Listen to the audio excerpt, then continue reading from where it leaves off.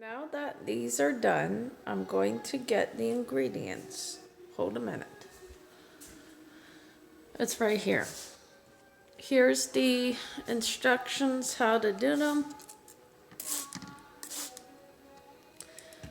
These have scented. Right now, these smell like lavender because I used lavender essential oil, which I bought at the store. Really, it was Walmart. Really, it was on sale. Yeah, you can get essential oils at Walmart in the pharmacy section too. Just look in the pharmacy section. Hold a minute while I get the baggie I put them in, because I have homemade ones that I'm going to show. Yeah, these are how you make scented disc. Where did they go? Put them in here. Yeah, these are in here because I have a special box to keep them in. Not in there. I hope they are. Yeah, they are, actually. There's a pack already I made.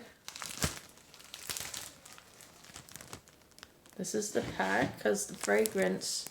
And I even wrote down what these are. These are all the other fragrance disc for the Bizzle Power Fresh.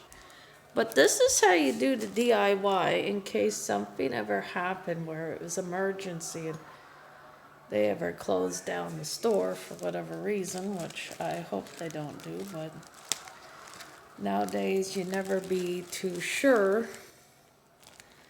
And I don't think our new norm is going to do very much.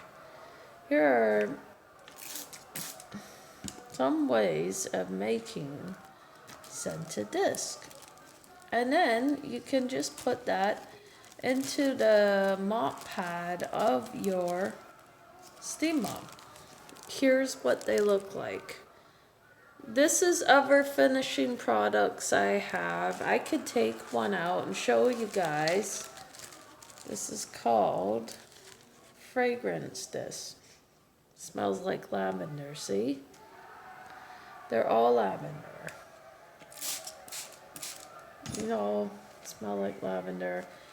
I really like a nice scented disc for my steam mop because when I steam, it brings out this nice freshness like Febreze, and it's really nice. And this is what you can do in emergencies, is build your own scented disc. It's not hard. I just took old cloth, whatever.